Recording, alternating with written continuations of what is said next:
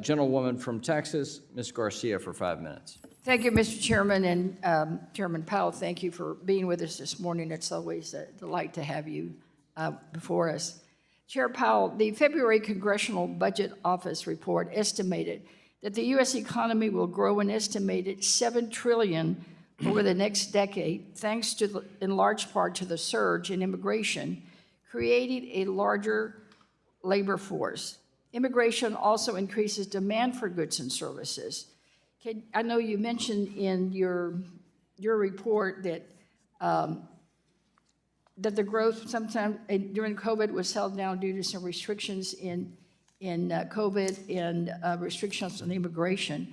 Can you detail how immigrants have been fueling our national growth, and did you consider this report from the CBO in this current report?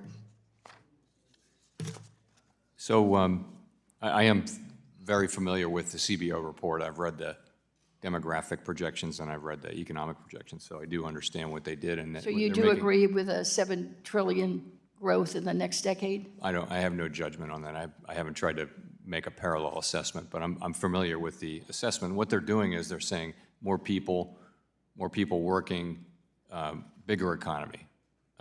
And it makes the economy bigger. It's just arithmetic. If you say that if you add a couple million people to an economy, and a percentage of them will work, then there will be more output, and that's what they're showing.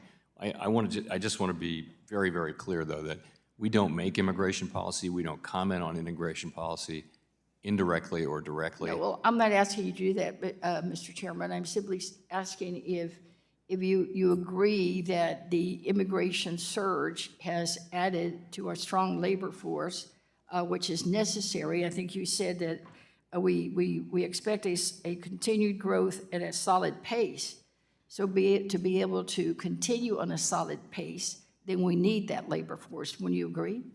Well, so last year we got a big increase in workers, and it came from two sources. One was participation increased from people who were already here, and in addition, we got a significant increase in immigration, and many of those people take part in the working economy, and so there was a big increase in labor supply. That will have increased output.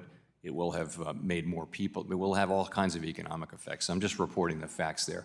Right. I'm not going to say anything is needed for the future or good policy, or indirectly or directly, but I mean, I think it's just reporting the facts to say that immigration and labor force participation both contributed to the very strong economic output growth that we had last year. Right. Is it possible for the Fed to conduct a formal assessment into the positive impact immigrants have on our economy and report back to Congress? Not really, no. I think that's a job for the CBO. We don't. That's precisely what the Congressional Budget Office does, not what we do. All right, but the other question that you've not addressed is, did you consider the CBO's assessment that the growth in the next 10 years would be $7 trillion and about $1 trillion in added revenues? Was that considered in this report? Because that was the February report, and this, I believe, is through February 29th. So I think that the answer to your question is 10-year growth projections by CBO don't have big implications. They don't have any implications really for the current stance of monetary policy. But I will say that the immigration that we saw was a notable factor of the 2023 and 2024 economic outcomes. And of course, we're aware of that, and it plays a role in our thinking about appropriate policy and the path of the economy. Okay, well, thank you for that. And related to that, I know that the last time that you were here, you and I talked about diversity and inclusion efforts, both at the Fed, and I applauded you and applauded the President for his appointment of Dr. Adriana Kubler. I expect to visit with her this week.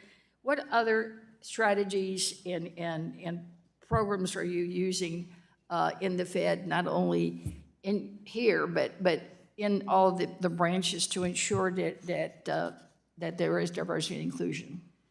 So in terms of intake of people, when we go to hire when the reserve banks go to hire a new president, those processes are very focused on having a diverse applicant pool, and you see the results of that more and more over the years. that happens. We don't have any role in appointments of governors, so that's not our job. The administration does that. Gentlelady's In terms time's of, I'll just say internally, we're very focused on having an open and inclusive place to work. And also in hiring, we work hard to have diverse. Gentlelady's time's Thank you. expired.